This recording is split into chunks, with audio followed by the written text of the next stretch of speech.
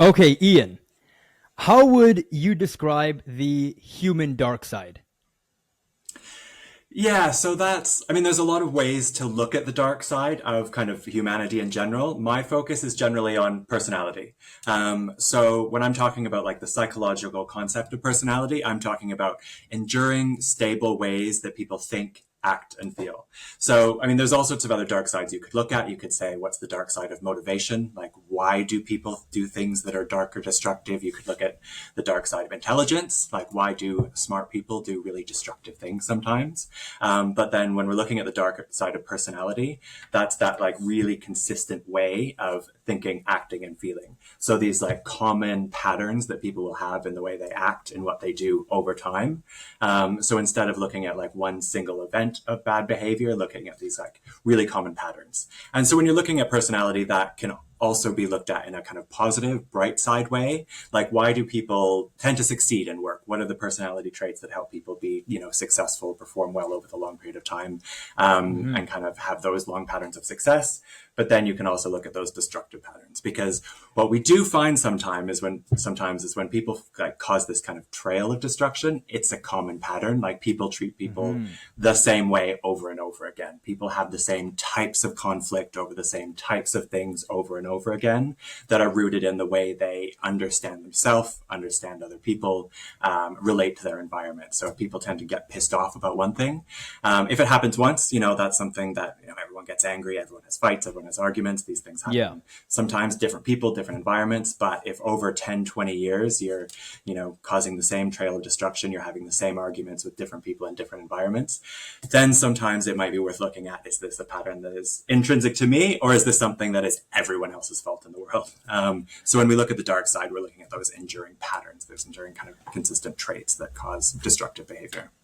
Got it. Okay, so it's not like a one-time event, right? So for you, it's like, okay, what are the traits and qualities that tend to kind of stay consistent over, like a long period of time, and like what stays consistent, right? Okay. Yeah, it's exactly that. Okay. Sorry. Just to let you know, there seems to be like a bit of a static sound in the background. Um, Okay, Okay. it's gone now. It's gone now. It's gone. No problem. No problem. It's gone now. Yeah, I just don't want Okay. people to be like, what? Like, what are they saying? You know what I mean? Okay. So Yeah. yeah. Okay, so that's pretty interesting, right? So like these traits that people have on a consistent basis. Now, when it comes to this specific, like paradigm of the dark side, is this something that human beings are born with, or is this something that we slowly pick up over time because of like life experiences? Yeah, unfortunately, the answer with psychology is always it's a bit of both. It's not Mm. just one or the other. It's debated on how much of each plays into it. So, how much are people born with these traits or attributes, and then how much do people learn? But people are born with a bit of that. So there's a bit of kind of hardwired psychological, physiological, physical attributes that affect how people interact with their environment and other people. So some people, and a good example of this is kind of emotional reactivity, or how responsive are people to stress. And from a really early age, some people are slightly more sensitive, worried, Mm. get stressed a bit easier. And that's partly hardwired, in that some people are more physiologically responsive to things. So if something is a bit scary, it's going to be scarier to some kids than others. Some kids are automatically going to be a bit more, worried, concerned, need a bit more reassurance. That Yeah. starts from a very early age. But then at every kind of age and stage of development, it's encouraged or discouraged in different ways. So Mm. if that kind of behavior gets you positive feedback, it improves like your feelings of security. If every time you cry, someone reassures you, you're going to cry for attention a bit more. Yeah. Yeah. If every time you kind of show, kind of toughness and emotional resilience, people go, oh, wow, you're so tough. That's so impressive. That kind of builds up over time, and that affects how people react with others around them, with their environment. And then one of the interesting things about both personality and development is then people start to apply these strategies that they learn in new situations and new environments. So for the first couple years of life, you really are learning from a couple core people, right? Parents, caregivers, immediate family, and then you Yeah. learn these really basic survival strategies and interacting strategies, right? And you learn, are other people safe or scary? Can I trust other people or not? Are other people a source of comfort or fear? And then once you learn that about your kind of core group, you take it to the next group. So you might take that strategy to school. And then your Mm. kind of implicit assumptions about people, are they safe or scary? Do I have to be worried about new people? Is it exciting? Kind of builds up over time. And that's like at different stages, it can be challenging or difficult because you're trying the same strategies you've used before with a totally new group of people. Sometimes it works, sometimes it doesn't. Got it. Okay, yeah. So that's pretty interesting. So it seems like, people are born a certain way. And then, like if you ask, like people who have kids, they'll tell you that, hey, each one of my kids, like they're just born with like a specific personality, right? And no one really knows Yeah. where it comes from. It's just like, that's the real unique things about people, right? And then something that you Yeah. also mentioned was like, okay, it all comes down to the kind of positive feedback you get based on certain reactions that you gave to people as a kid, right? So if you were reinforced for, I guess, not showing emotion or I guess being really sensitive, then you tend to carry that over into different aspects of your life, right? So that's really interesting. So it's a combination of DNA plus nurture, right? Yeah. Now, yeah, go ahead, go ahead. Yeah, and I will say personality, especially, and the younger you are, the more flexible it is. So Yeah. we know from the research that personality doesn't like fully crystallize until about almost late 20s, sometimes early 30s. It's Oh, quite really? stable for a lot of people over the lifespan, but if you're looking at personality in children, you wouldn't even measure personality in that way. We might call it temperament, but you can't really start measuring personality in a stable way until adulthood, really. But then even when you're 18, 19, 20, it can still change. For a lot of people, it's pretty stable. But I've worked with people or in research, I've found that there are examples of people who take personality tests in college. They think they'll act a certain way in the workforce. They think they're this type of person, and then they kind of get into a different reality of actually working in a different environment than college. And all of a Yeah. sudden, the way they understand themselves in relation to others is different. The way they thought they would act in work is substantially different than their past experience. That's fairly rare. By about 20, 25, most people have fairly good insight into themselves. But it still can change, right? Things can change at 10 years old, 15 years old, 20 years old, depending on what that environment is, what your experience, what your level of self-awareness is in different environments. Because some people, can go to be 20, 25 and have a very limited range of experience, only working with, certain types of people and certain types of Yeah. environments. And all of a sudden the world is a 100%. lot bigger than you realize. And some people get that experience much earlier. Got it. Okay. Now, when it comes to like life events, so something that you said, which is really interesting, is that your personality doesn't really get fully crystallized until you're like a full on, like fully grown adult, right? So let's say someone goes through a big traumatic event at age 40. Does that have the potential to significantly change their personality? Because I guess at that age you're like a full-on adult, but now you're being hit with this extreme life event, which oftentimes can really change people, right? If it's extremely severe. So how much of a person's personality gets hurt if they go through a really painful event later on in life? Like how much will it really mess with your personality? Yeah, it potentially can. And I think hit is the right word because the simplest example of this is brain injury. So if you get a kind Yes. of cartoon Yeah. style anvil dropped on your head, that can change your personality. So what we know about that is that means functional changes in the brain, physical changes in the brain can directly and quickly change your personality. So if we look at that over time, something like head injuries are another concern. So even like kind of prolonged head Yeah. injuries, we look at this in sports sometimes, that Yeah. can have an impact on personality. Sometimes we look at things like impulse control, but other patterns of behavior that can change things. So if we know it can change in 40 and physical changes can have an effect, then psychological, emotional life changes can have that impact too.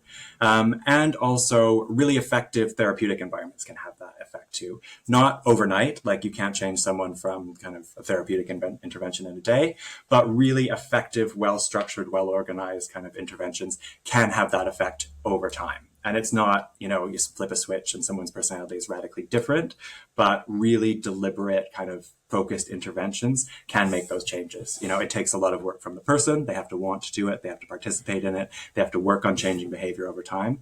But it can have an effect. I mean, the other thing that can have effect too is drugs. Yeah. So that's another good example, right? Like it would take a profound amount of drugs in a short period of time to have a radical change on someone. But drug taking, various types of drugs, chemical substances can have effects over long periods of time. And that's true of medication too. Sometimes it's desirable, sometimes it's, intended, sometimes not so much. Got it. Okay, yeah. So pretty much it comes down to like, head trauma or some sort of like change in your neurology or biology. And that just causes you to start acting differently, right? And you can see this in stuff like, football, in like boxing.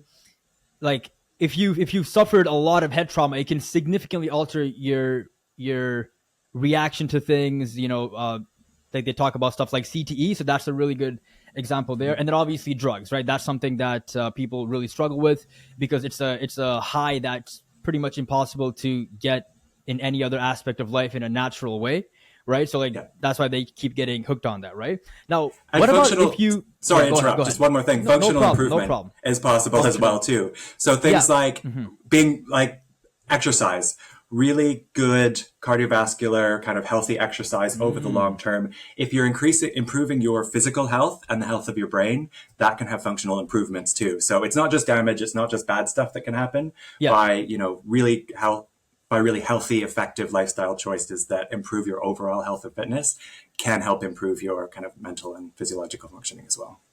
Okay, got it. And then just one more. What if you witness like a really violent event?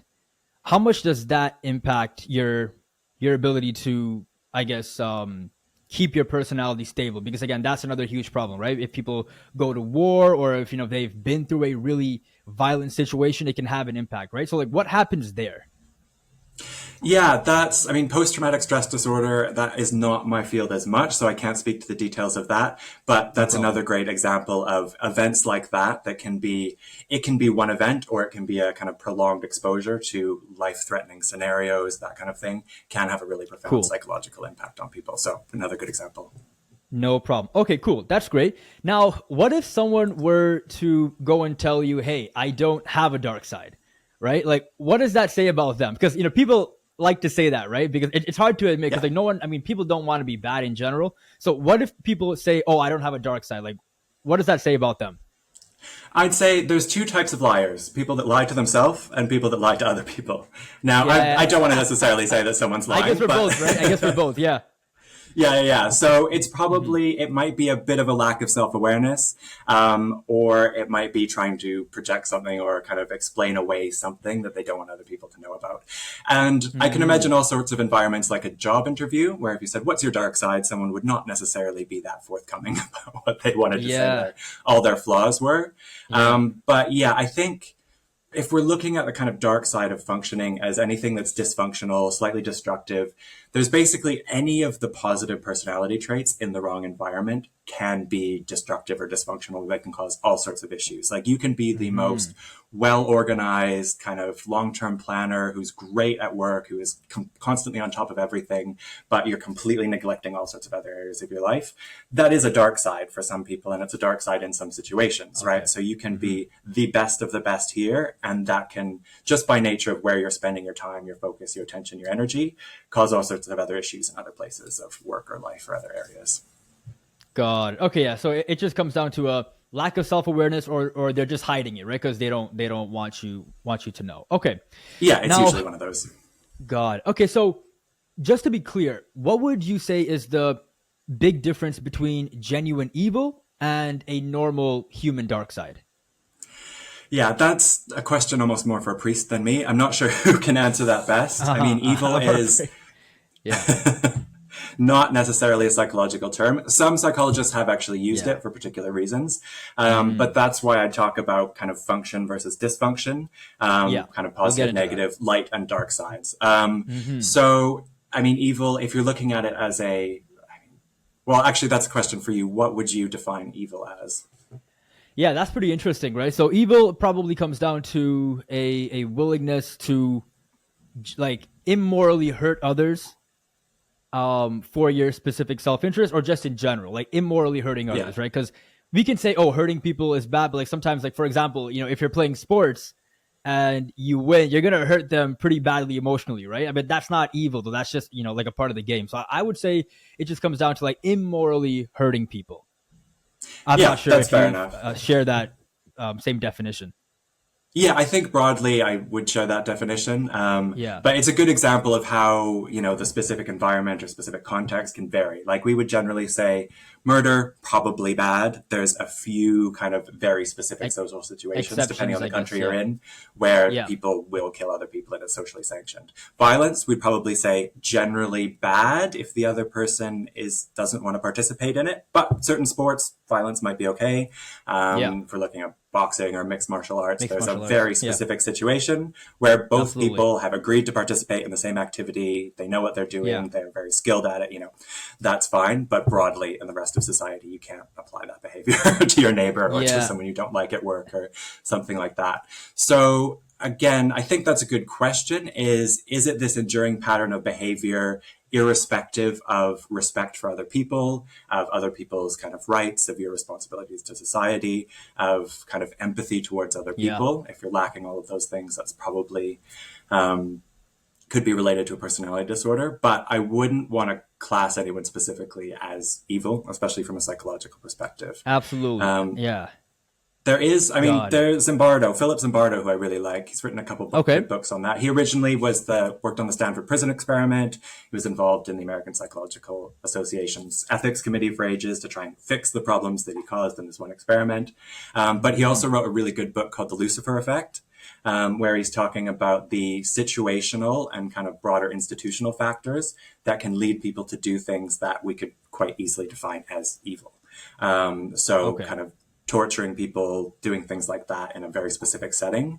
And this is it's debatable, but his approach is that when you have a complete lack of oversight and a system that forces people to impose a certain type of kind of order, but without having any structure, any kind of training for people, any oversight into how people are accomplishing their job, that is a kind of system that can enable evil behavior. And one of the examples he uses Got is it. the kind of torture of people at Abu Ghraib, that prison in the Middle East, when America was kind of doing some of its foreign wars, and sent a whole bunch of kind of young, untrained people off to manage a foreign prison with weapons, but no oversight, no training, and Oh, just like really? basically keep these people under control. And it's one of the kind of big examples of pretty horrific abuse. That is, I mean, again, we can argue about how to define evil, but How to define that's it. pretty close. So, I mean, that's a Got it. good kind of structure for understanding how systems can lead people to, you know, use kind of evil tactics, evil behavior. But yeah, it's debatable. It's an interesting one to just discuss about how, It is. context and different social Yeah. environments and things.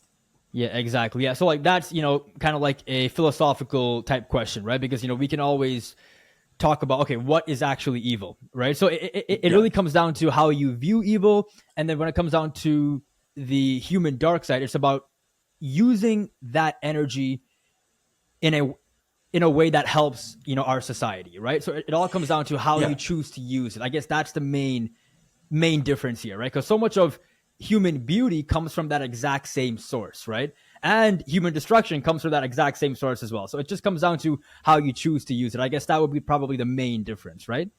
Yeah, exactly. And that's why I think there's huge amount of kind of energy and motivation and all of that in the Yeah. dark side. Yeah. So sometimes it's energy and motivation to accomplish what and how.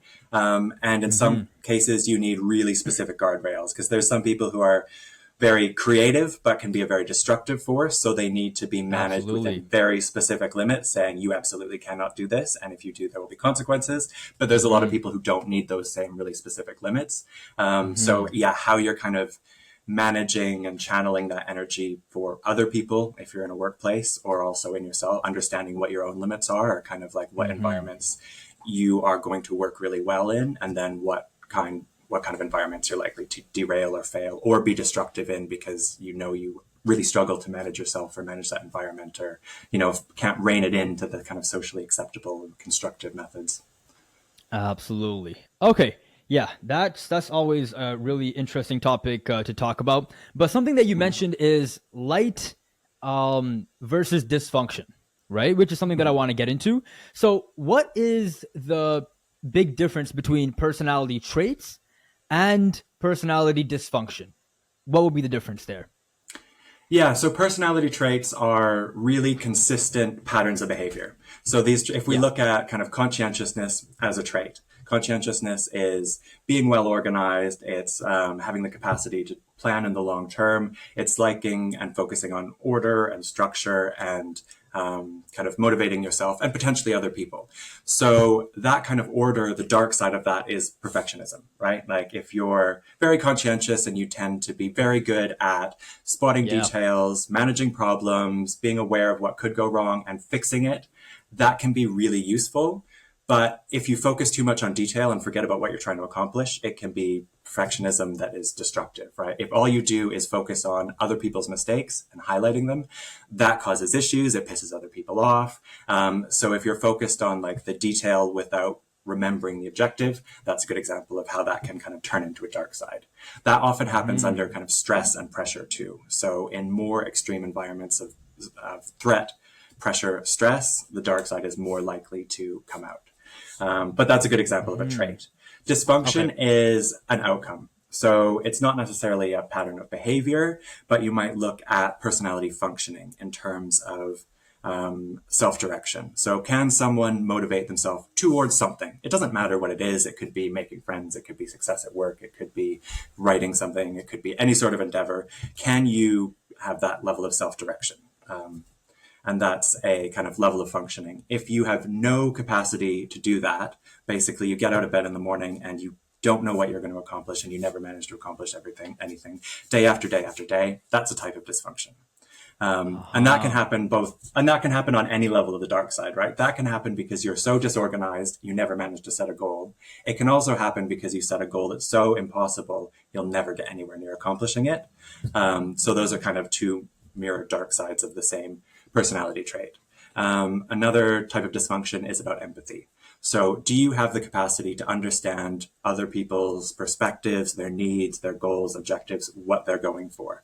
And if you have no capacity for empathy, are your behaviors or your actions or your personality traits trampling all over other people?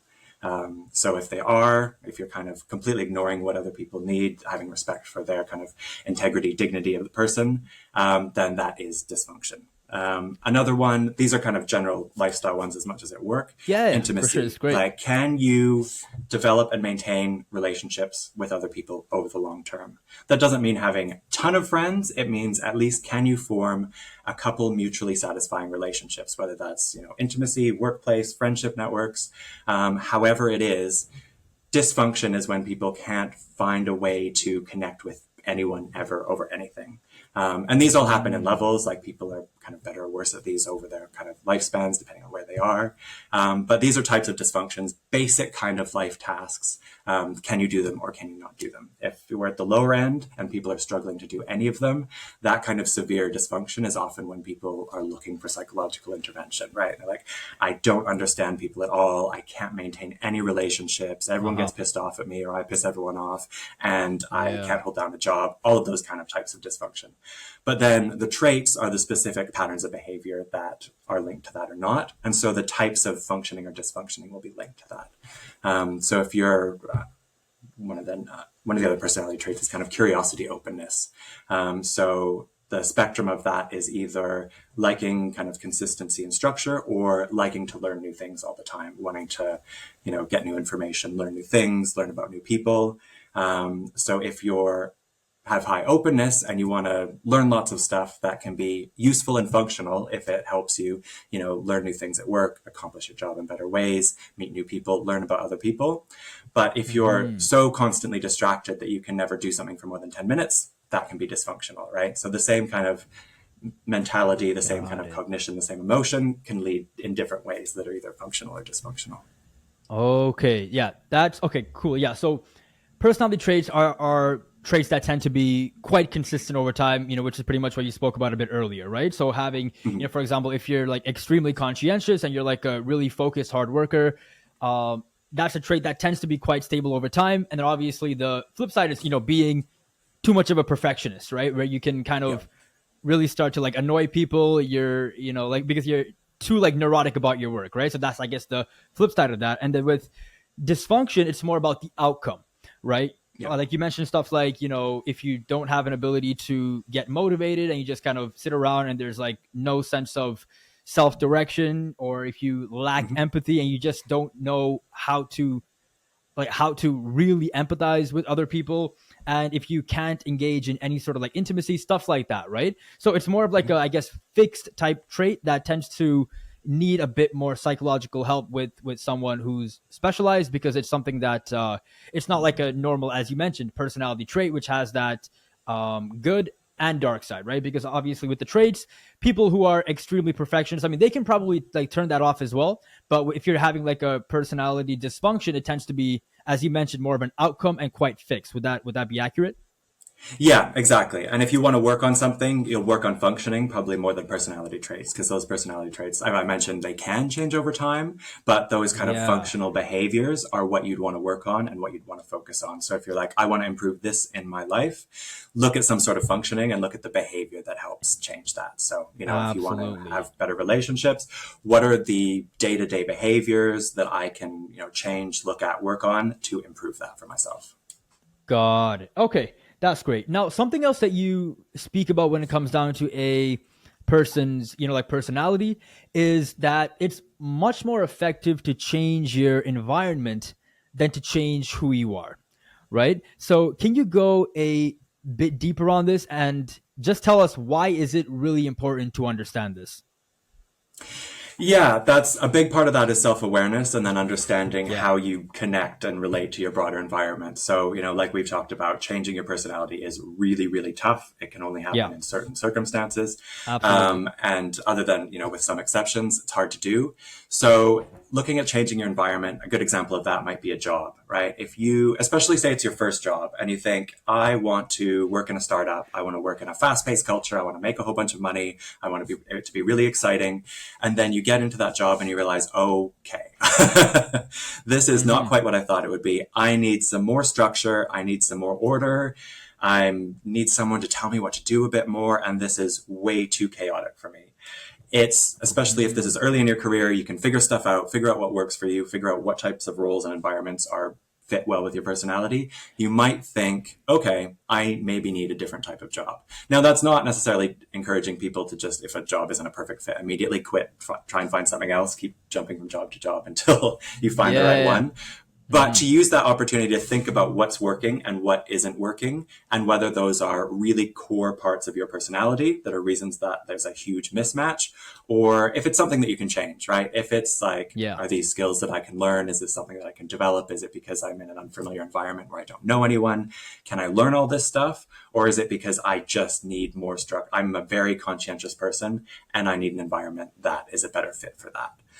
So that's an example Mm. where this is your first job. You're not going to change your personality in the next 6 months. And if the same thing keeps happening, you're going to be absolutely miserable. So it may be Yes. better to look for a different type of job and a different environment. That doesn't mean you can't come back to that environment later, but figure out what is right for your situation right now. God. Okay, yeah. So pretty much, like it comes down to, once again, you can't really change personality much, right? It stays quite stable over time. Again, as we talked about, like unless you have like a serious crazy life event that takes place, like there are Mm, like a few exceptions that can really impact it, right? But in general, it's quite stable over time. And yeah. because of that, it's much more effective to kind of, again, put yourself in environments where you can thrive based on your personality. And again, a lot of this tends to come down to trial and error, right? Especially, like when you're younger, this is really important to do, because then you can gain more clarity on like what kind of a life you want to build as time goes on, right? So Yeah. spinning off that, can you go through like the different types of personality prototypes that people might fall into? Again, obviously, we can't just put people into one box, but like in general, people have a certain energy to them, right? So can you go through like the various different types of personalities that people may have, and where would those personalities be the most effective? Because I think this is really important for people to understand, because it can give them more clarity, right? Like instead of wasting time trying things that are just not going to be in their benefit, if they have a certain idea of where to channel their type of personality, it can be really helpful. Yeah, and we can kind of categorize these and structure them into Yeah. classifications and styles. So, I mean, one of the things that I've worked with is actually the kind of the subclinical personality disorders. So these are not like personality disorders that you diagnose someone with and say you need to go to treatment for this. These are general styles and patterns of personality that we're looking at. So we're not looking Cool. at the most extreme ends. We're looking at the kind of normal range of Yeah. kind of Just like normal in range of general. personality traits. Yeah, just in general. Got So it. we can kind of cluster them into three areas. The first kind of cluster A is usually used in kind of personality styles as things like kind of wary, solitary, unconventional styles. So these are people who are tend to be a bit different, eccentric sometimes, but that can be really useful when it's channeled effectively. So people who are, like to go off and work on their own, they're not great at taking feedback sometimes. They're kind of immune to external Yeah. advice or suggestions. Can be challenging in a general day-to-day team setting, but often we find people like that are really good in highly technical roles where they have the expertise, they have the knowledge, they know what they're doing, and if they have a really clear set of objectives or outcomes, they can mostly do that on their own.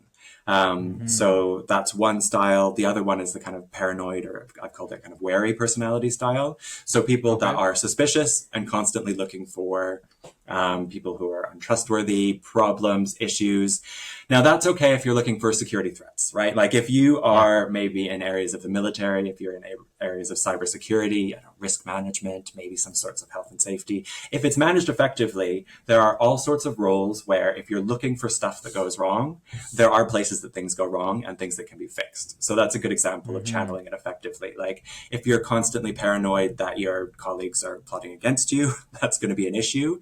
But if you work in national security and you're worried that there's these plots in the world that people want to cause harm, that exists, right? That's a job. There's a job description around that. You can structure that around cybersecurity or national defense Yeah. or, company security. There's all sorts of places where asking really, really pointed, difficult questions, if they're targeted in the right direction, is a very useful job.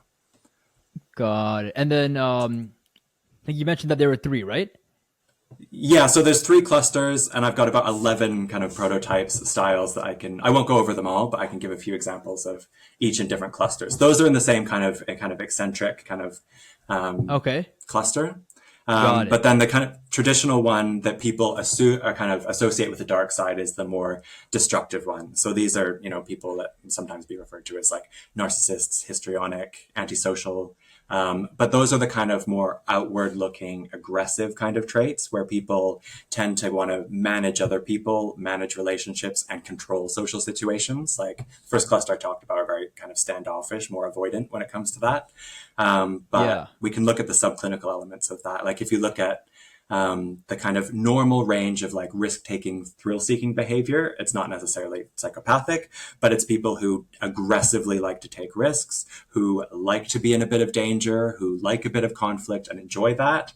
That Yeah. can work in some situations, right? Like again, it's one of those where you need really specific guardrails. Like if we just look at, Yeah. Yeah. Be financial careful. sector, banking, Yeah. right? Like risk taking, depending on what kind of risks you take, fine. But if you give people no structure, no direction, no regulation, no rules, the kind of risks that people take will be just off the charts sometimes. Yeah. Yeah. Yeah. Um, Yeah. and the people that like to take those risks and like those kind of environments will gravitate towards them, right? So they will find potentially the least regulated, the environments that give them the most power and the most flexibility to use that power. So if you have kind of workplaces where there's a lot of control, you have a lot of opportunity to influence other people, they need more structure around them because the people who will be attracted to wielding that kind of power might use it for their own purposes or for kind of less constructive purposes. So, in that example, if you're channeling people in the right direction, like even like kind of everyday positions like sales or business development, right?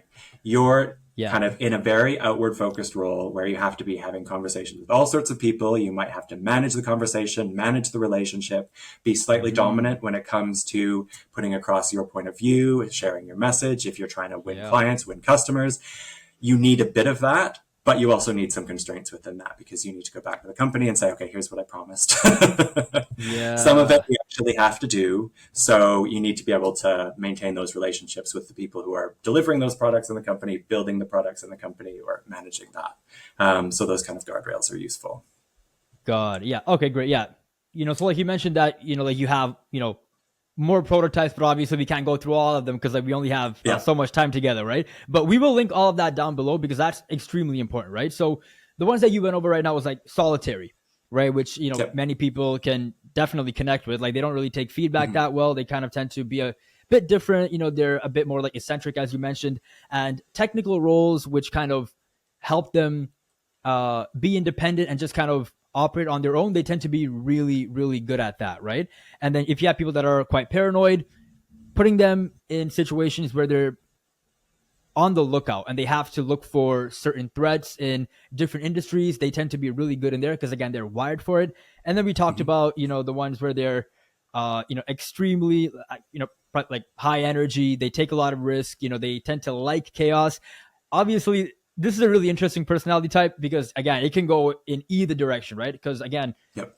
most of the time this tends to be really helpful in places like entrepreneurship, like where you need that like a bit of craziness, right? And like Yep. like you have to be assertive, but again you have to make sure that you don't cross certain lines because again it can lead to horrible things, right? So that's really interesting when it comes down to personality. Now let's go back to the dark side, right? When it comes down to a person's dark side, again this can again manifest itself in many different ways, right? So can you go through like the different, again, I guess most common types of dark sides that people tend to have and how can they channel that in the most effective way?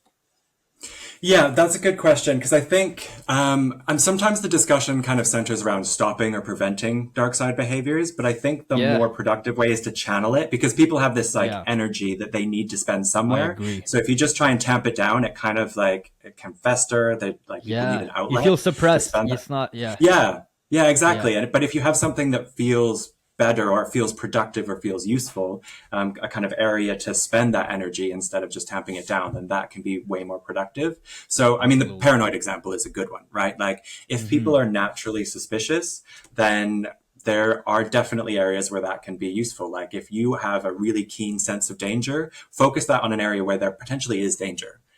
And then there needs to be a feedback loop there to say, okay, these are the types of threats that are realistic, they exist, and you found them. Like if you stopped Mm-hmm. a hacker from getting into your network, then that is a really, really powerful kind of positive reinforcement for that. But then making sure that that energy and that focus is not directed on counterproductive areas, because it's really easy then to like, to Mm-hmm. shift into surveillance of employees. So instead of looking for external threats, you're over focusing on all of the potential internal threats and then just monitoring people and kind of, um, taking that kind of in a self-destructive or internally destructive direction.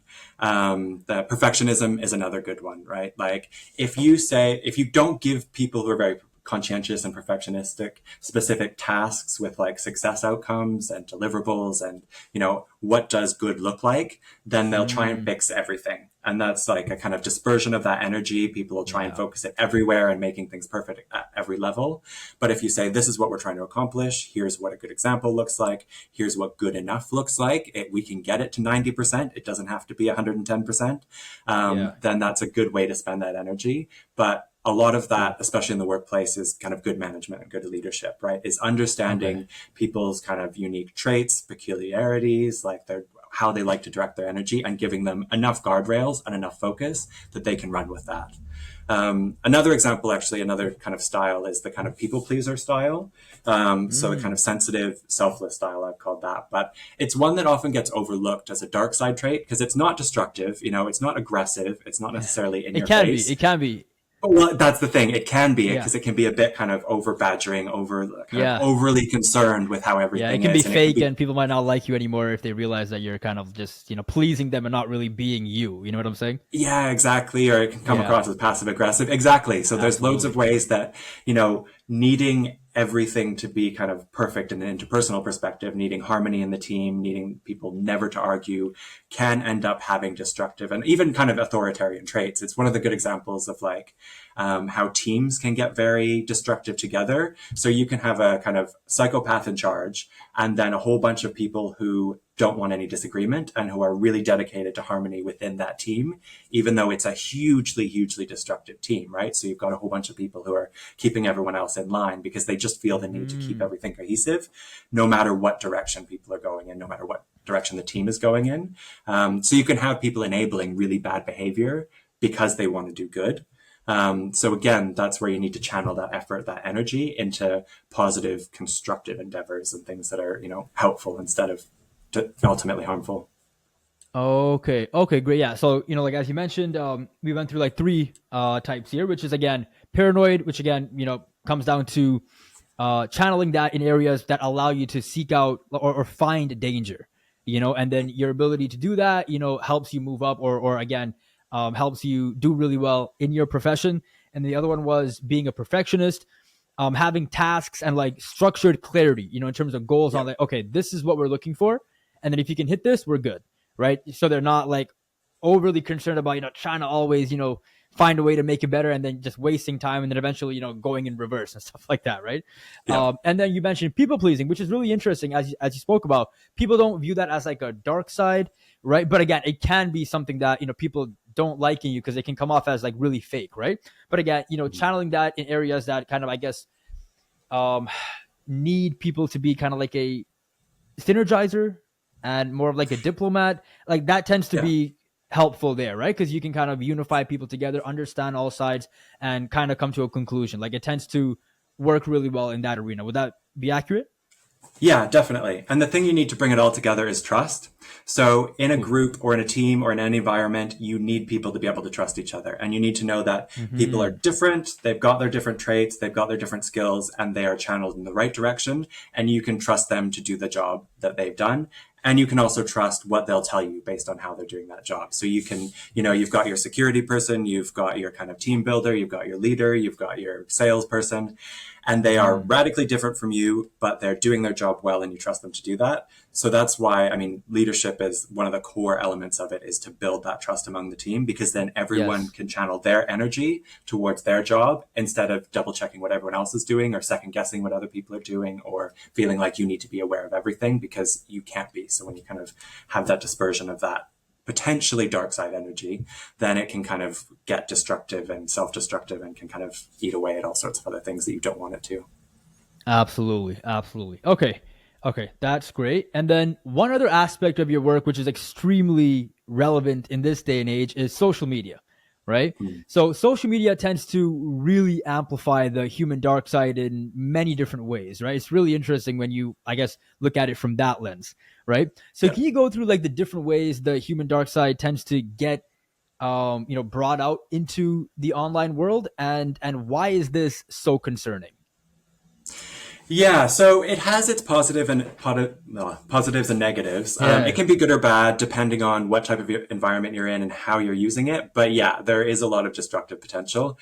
And I think one of the problems is it's like social media is a specific environment, right? Like if you walk into a room, you walk into a kind of corporate environment, there's all sorts of rules, there's social cues, you can tell how the room is set up, you can tell who's in charge, you can tell, what the building's for. There's all sorts of kind of signs and signals and different things that show you how you're supposed to behave, what the environment's like, what you're supposed to do there. This is true at parties. This is true everywhere. Social media is a unique environment. The problem is a lot of the incentives and a lot of the structures are not necessarily meant to promote pro-social behavior necessarily, right? They're meant to maximize clicks, engagement, advertising views. Whether or not those are leading to positive emotions, positive relationships, good outcomes for the person, they're advertising platforms, they're corporate environments that focus on these specific metrics and behaviors. And I think that's a good way to think about it because it's kind of a black box that encourages behavior, but the kind of cognition, emotion, and those kind of factors that it's encouraging, do the platforms care that much about it as long as it's leading to the outcomes they want? Probably not. So it's not necessarily always conducive to pro-social behavior. But it's also hugely influenced by how you use it. So a timeline's a good example of that, right? Like if you're liking certain things and then clicking kind of block or hide other things, you can completely change what your timeline, what your algorithm is looking like. So you do have a lot of control and input into your immediate environment. But part of the problem there is it's not structured to make that control apparent, right? It's meant to feel natural. So it's just kind of capitalizing on your immediate impulses, urges, whatever's getting you to click Yeah. it. But if you take a bit more time and reflect on what you're clicking and why, you can completely shape and change your own algorithm. You can change what you're seeing, the messages you're seeing, the type of content you're seeing, the people that are recommended to you. So if you're thoughtful about it, you can shape it a lot more than most people do. So I think because it's a core component of most people's life, realistically, right? Like we use it for communication with, Yeah. family, with Yeah. friends, workplaces. Pretty much everyone has to use it To in stay one in way or touch. another. Yeah. Yeah. Yeah. So although it has problems, I'm not saying don't use it. I would definitely say use it thoughtfully and really consider how it's affecting you while you're using it. Like it's the same as, doing anything else. If you have a group of friends, consider how you feel when you're with the friends, how you kind of react to them, how you feel after. If people are, being terrible to you and you feel terrible when you leave, think about why that is, whether it's how Yeah. you're interacting with them, what they're doing. But the same is true of a social media platform, right? If you are constantly stressed by the information you're seeing, maybe take a break, maybe think about specifically how you're interacting with it and say, okay, here's this post.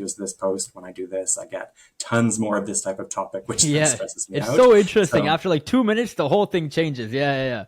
yeah, exactly. And some are more responsive than others. Like Yeah. some will Yeah. totally shift. So it's a kind of good reflection exercise in that to say, how much do you want to use it? How much do you want to, and for what purpose? So Yeah. there's that, because the more instinctually you use it, I think the more tendency it has to bring out that dark side, because it's going to be capitalizing on your kind of instant reactions, most emotional responses. And most of those intense emotional responses can be anger, disgust, frustration. It can be excitement. It can be horniness. It can be like any of Yep. those intense emotional reactions, and it'll amplify those. And whatever you're clicking on, it'll take you down that path. So yeah, think about how you're using it and make sure you're not using it in a way that it's leading you down a path. You can shape it. And if you feel like you can't shape it, then that's probably a time to take a step back and either delete it for a while, pause for a while, or think, why am I using this? And then go back to it later when you think you can kind of control yourself. Got it. Okay, yeah. So it seems like the main problem with social media, I guess, if we're talking about the lens of looking at it from the dark side, is that it tends to promote like social behavior that is like not pro-social, right? Because it's focused on views and like engagement. So Yeah. people will do like the craziest things and say the craziest stuff just specifically to get views, not because they actually operate like that in real life, right? But again, Yeah. it's all about engagement. But the problem is when you keep consuming this kind of behavior or this content, it like subconsciously it tends to kind of carry itself into how you choose to react in real life. Because like like that instant reaction changes quite a bit based on like what you're specifically consuming, right? And then like you mentioned, if you want to kind of like arm yourself against this, it's to like change your feed, be a bit more careful about what you're clicking on, what you're liking, what you're giving your attention to on social media, right? But again, this can be quite hard because it's made to get you to react within 1 second, right? So Yep. you have to have like some really good impulse control to not give in Yeah. to that, right? So outside of that, like, do you have any other ways that people can kind of like protect themselves against social media? Obviously, the most obvious one is just to leave, but sometimes that can be quite hard, right? Because the world is so interconnected, and it's like we kind of like it's a huge part of our lives, right? So outside of being fully aware of what you're clicking on, is there anything else that you'd recommend to help people manage social media and make sure that they don't allow the content from there to kind of amplify their own dark side in real life? Yeah, a couple. One's a technical thing and one's a more social thing. But socially, I'd say make sure you are actively shaping and choosing your social environment online, right? Because you have a choice of who you follow and who you connect Yeah. with. And that's going to be your social reference group. Like what you think is normal is going to be the people you interact with mostly on a day-to-day basis. And a lot of that could be on social media. So if you're following a really specific group of people who do a specific thing, celebrities are a good example, of that, right? If most of the images and content you're seeing is from celebrities who are on a commercial platform selling a different product, that's going to be your kind of social and natural reference group of like what you think is normal about how people talk, how people behave, how people talk with each other. So it can really Yeah, skew things, right? Because that's you're right. That's following right. certain people who are behaving in a certain way. So definitely be thoughtful about that, and also be kind of mindful about it when you're out in the world. If the real world, I don't want to say real world because social media is the real people doing real things, Yeah, yeah. but if it's I think it. Yeah. completely, if it's yeah, if it's a complete mismatch, then think, okay, why is my kind of physical world different than my digital world? And is that the kind of optimal state of affairs? For some people, it can be. You're right. There can be situations where your immediate environment or the people you're around are really difficult, and you have a really positive, constructive, helpful group online that you connect with, whether that's, a kind of support group, a kind of group of friends, whatever that is. It can also be helpful. It's not necessarily bad. So being Mhm. deliberate about your kind of social connections is important, I would say, in the physical world and online. And then the basic kind of technical one is find ways to introduce friction. So one of the things that a lot of apps, platforms, social media networks do is try and reduce friction so you don't think about things. So that's things like you have the app and you're automatically logged in. If you don't use the app and you go in through a browser and you log out when you're done, it's a nightmare because you don't just click it automatically without thinking and end up on Instagram or whatever. You actually have to sign in, and then you think, oh, do I want to sign in? And then it's not going to be, you might not sign in as often. Mhm. So anything that you Yeah. can introduce in your kind of day-to-day life that makes it Yeah. slightly more difficult, even if it's just a second or a couple seconds, that slows you down and interrupts your train of thought and lets you reflect on it, can be really helpful. I mean, I do that sometimes depending on what I'm doing, and I might need to be online more, be really connected to something, so I might have the app, but I rarely use social Mhm. media apps. I'll just do it in the browser, and you can stay signed in, you can log out, and depending on That's how right. much and how automatically you want to be immersed in these environments. But whatever friction you can Mhm. add, whatever interruptions you can add, will really slow you down and make you think a bit more about what you're doing. Got it. Okay, yeah, that's really interesting. Yeah, so basically it comes down to like, actively curate your online world, right? Yeah. And you can do that by, following people that I guess you view as healthy. Try to stay away from like I guess platforms that just want you to click and want you to react based on posting all kinds of crazy nonsense. Just Yep. follow like healthy people. And then again, this is something that's really important, which is introduce friction, right? Something that helps you think about at least 1 to 2 seconds prior to logging in, right? Because again, if it's just on your phone all the time, like it's just like an automatic response, right? You just kind of like subconsciously go on it for no reason and just scroll, and then like 5 minutes later you're like, like what am I doing, right? Just randomly scrolling through here. So yeah, because that's what I do, to be honest. Like I almost never have social media on my phone. I kind of go on it using Yep. my laptop, right? Because like now you have to actually choose to log in and choose to go on, and it just gives you more time to say, okay, no, no, no, I shouldn't be going on this because maybe at that specific time it's not the healthiest time to go on. So that's a Yep. really important, I guess, way that people can use it if they want to keep social media, but also again maintain that healthy distance, which doesn't bring out the worst in them, right?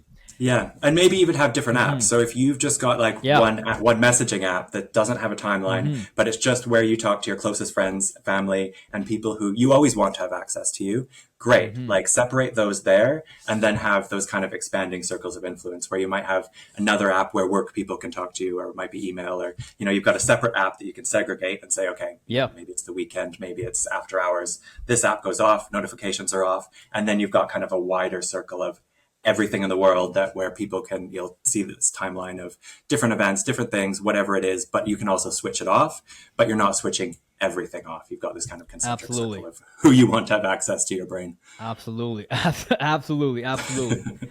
Okay, Ian. Unfortunately, our time is slowly coming to an end here, but I want to talk about one last thing, which is obviously something that is really unique to you. Actually, you created a test online, right? Which is like Mhm. a dark side test, which is really interesting. Yep. So, what intel did you use to make this test, and how can people use it if they want to improve their lives?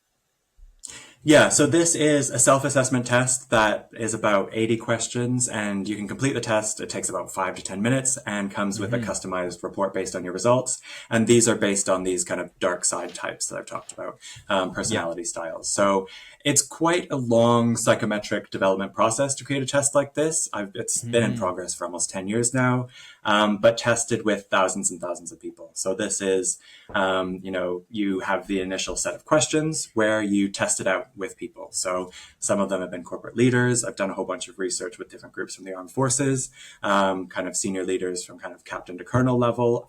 Some of that has been international, some with the Royal Air Force, and then with other groups of, students, business groups, all of these different groups that are going to use it for various types of development, learning, self-understanding, kind of learning and development, mostly in a career context. So this test is also focused on career, workplace, success, dark side, derailment.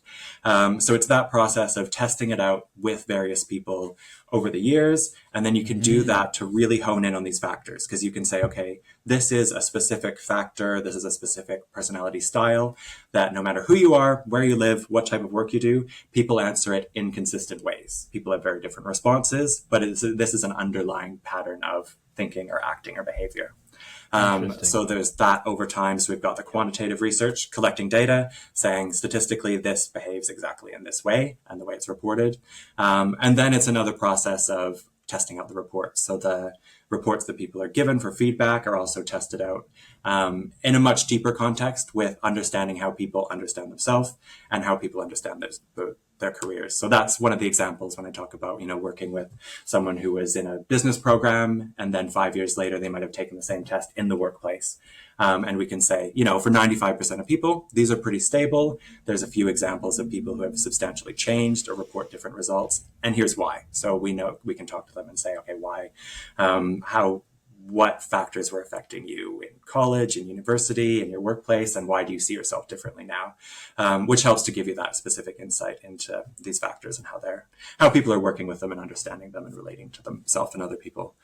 So there's that. You can take that. It's on my website, highpotentialpsych.co.uk. Hopefully we can drop the link in too. But there's other tests as well. So there's some on motivation. There's some other tests on the website. I did some work with BBC Future last year, so there's a test related to that's on the website. Another one or two might come out later this year, but we'll see. God. Okay, so it seems like, you can use the results, and then based on that, I guess you show people how they can channel that in the most effective way, right? That tends to be the main ethos of these tests, which is obvious. It's really helpful. It's really helpful to a lot of people who want more clarity, right? Because again, in the world full of extreme distraction, having a sense of clarity can really, really help people, because now you're not wasting time trying a bunch of random things, right? So we will link that for sure. I mean, I will link that for sure. I'm not sure why I keep saying we. It's only me that runs this. I'll send you a link. yeah, exactly. Anyways, Ian, thank you so much. This has been a really interesting episode. I love talking about the human dark side. And your work obviously goes into that. So I thank you so much for it. But if people wanted to go and find your work in various different places, where would you go and tell them to go? I'd say go for the books first. If you're in Canada, you can get most of them at Chapters, but there's a couple that you may not be able to, so Amazon's also good. But I've written about 7 books by now. The Dark Social is the one where we talk about this topic, and the test is really covered in depth in that. But I've also written about workplace psychology and motivation, and kind of broader networks. So there's those books. I'm not that active on social media, but if you follow me, I'm on LinkedIn and Twitter, where I post about stuff. Generally, some of the bigger projects that I'm working on, a bit less now than I used to. I write regularly for Psychology Today. That's a bit more kind of a broad range of topics. So some of it's very related to this. Some of it's a bit more tangential and just stuff I'm exploring. Interested in my work. Books, definitely. Psychology Today articles. And then, social media maybe too. God. Okay, I will link all those links below. You can send me all of them. I'll just, list it down below, and people can go and check it out if need be. Okay, Sounds great. Thanks so much. Okay, no problem, Ian. This was great. Hey, thank you so much. I had a great time. Thank you so much. Yeah, me too. Thanks. No problem.